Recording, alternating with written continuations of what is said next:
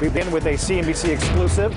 A Black Swan is an event outside the realm of regular expectations. No other person personifies the concept like Nassim Taleb. He has not appeared on CNBC since 2010, but is breaking his silence today to discuss what he fears will be a Black Swan event for the U.S. economy. Nassim, good to see you back. Thank you. Thanks for inviting me after all these months. We make it sound like you've crawled into a hole. Clearly, you've been writing, you've been speaking.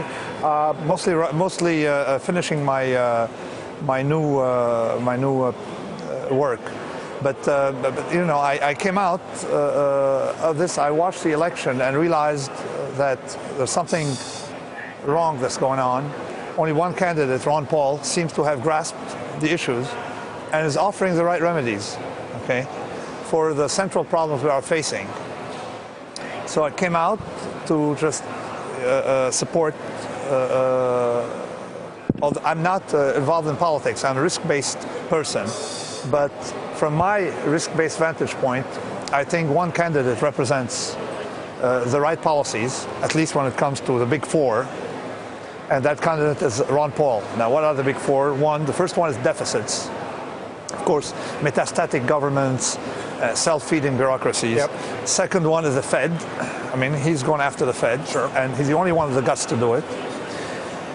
The third one is militarism. Okay, I like defense, but not, you know, because it's become self-feeding again. And the fourth one is that notion that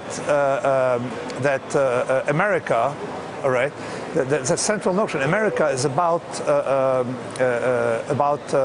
resilience. It's about, and you don't achieve that through bailouts. You need the economy to stay vital, and you need a certain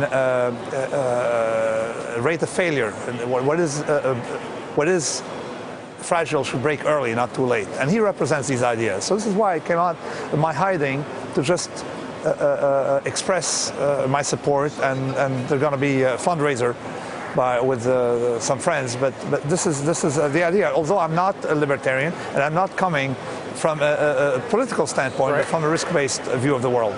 Actually, we have a soundbite of a recent interview or conversation with Ron Paul, I think, in which he sums up the kinds of points you're making. Let's take a quick listen to this. Here's Ron Paul. If you continue to do exactly what we're doing now, it crashes the economy. We're not there yet, but it will come. You know, last month, a $200 billion deficit in 1 month, that used to be the entire budget of our country. And that is unsustainable. And eventually there'll be a loss of confidence in the dollar because that's the last thing that's holding us together. And to me, it's an illusion that the dollar can bail out the world. It's an illusion that the dollar can bail out the world. His words on Squawk Box this morning. So your opinion is he's addressing structural problems that no one else is. He's doing the chemotherapy. He can come up with a plan to cure the fundamental issues rather than spending time on all these peripheral matters. And also, he's against the notion of Novocaine, giving Novocaine when you have a severe problem. You do a root canal. Okay, that's how you cure a problem. 4 years into this situation, we have now swelling government deficits coming from an ill, structured cure to the private problem. Yeah. Okay, that's not even moral. You mentioned you put it in the framework of chemotherapy. Chemotherapy may kill the cancer, but it will make you very sick, right? You lose your hair. It may make you sick, but that's the only choice you have. You have to start with government budget that is in control, okay? You start with that. It's an unconditional. You don't gamble with future generations' money, and you don't gamble with hyperinflation. You want the government first, like what we're doing to the Greeks. We're doing it to the Greeks. I mean, we should do it to ourselves. You start with that. That's 90% of the problem. And then the Fed, yes. What side effects are you willing to live with as a result of those actions? We want jobs. We want a healthy economy. I want to live in a country. I immigrated here. I didn't go to the Soviet Union, all right, when I came here 30-some years ago. I came here, all right. I want to live in a country that I'm elected to immigrate into. right? So and that's something that has this energy to rebuild things, the Promethean thing, and this is gone, okay, from the discourse. We have now metastatic government, a large government, civil servants having higher standards of living from other people, shielded from all the problems of the rest of the population. This is not the way you will have the competitiveness in the future that we had in the past. Okay, and you need to do something drastic about it. So, in the long run, you want jobs, you want safety. It's like someone doesn't gamble, okay, to feed his family. You don't gamble, all right, to feed your family because you know losses are going to hurt them more than what benefits you may have gambling. Right. So, long term, we want jobs, we want stability, we want a vital economy. But short term, you're willing to live with higher unemployment. But there's a problem of 4 years. Short term, what's going to be? We're going to spend 40 years putting the money. You see, at some point you got to do something, all right? They're not. You mean by addressing the structural problems? They're not addressing structural problems. Novocaine after Novocaine. You've watched Congress try, right? I mean, they've tried to have conversations about fiscal discipline. The whole thing is rotten. Number one, the advisors around Obama, okay, you know, they're the ones who were part of the problem, okay? Their advisors, they're friends with the bankers, okay? The Republicans don't seem to be addressing the problem, and I don't trust them with deficits. The other Republicans, I don't trust them with deficits. I look what we've had under Republican administration, including George Bush. Okay, so Ron Paul is the one, I think, who's at least rallying intellectuals like me, who normally are completely independent, okay, who want the main problems to be addressed and who want a major cleanup. Right. What kind of chances do you give him? I don't think in terms of chances. You don't expect him to get the nomination? I'm not going to go. I don't care. I'm supporting him regardless of the chances. Whether he has 1% or 99%, I'm supporting him because we had no other solution but to come out of my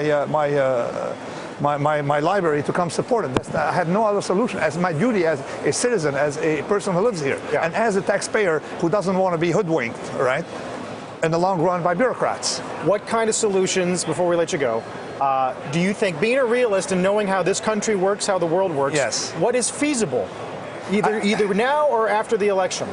Well, I think that the support he's getting among the youth who normally would have voted Obama, okay, you're starting to see he has staying power and he's there. And the support he's getting on the left, people who voted Obama because they're idealistic, and they're idealistic.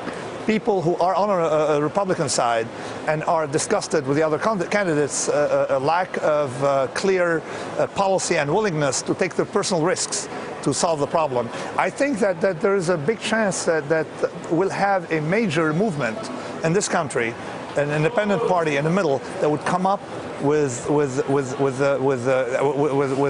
platform and address these issues. And before we let you go, if you were still trading at Empirica, would you still be betting, despite everything you're arguing, that the market will go higher or lower? But I mean, I own stocks why? Because I don't trust treasury bonds. So I happen to own stocks. I'd rather have a dividend than a coupon. Okay, so I own stocks. Okay, do I own them by choice? I don't know. I just own them as a fund management principle. But stocks are benefiting from Fed moves, even though you may say they're misguided. Well, I am afraid of hyperinflation, not of inflation, hyperinflation. So I have no choice but to own stocks, and some real estate. That's what I own. Just to stay afloat of just the inflation. To preserve my staying power, my financial situation. And that'll be your path. That'll be your instrument. I also own some euros because, in spite of the bad press, they know the problems in Europe, and here we're not aware of it. So I own, as hedge, some euros. When's your book coming out?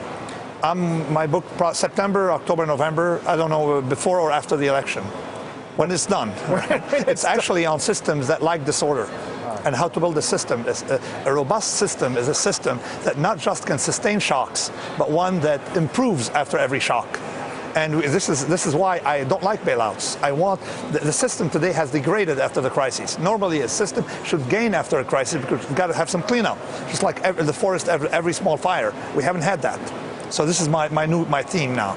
You'll come back? If you invite me, I'm here. Very nice. Nassim, thank you very much. Thank you very much. Thanks. Good to see you, Nassim. Thank you very much. Thanks.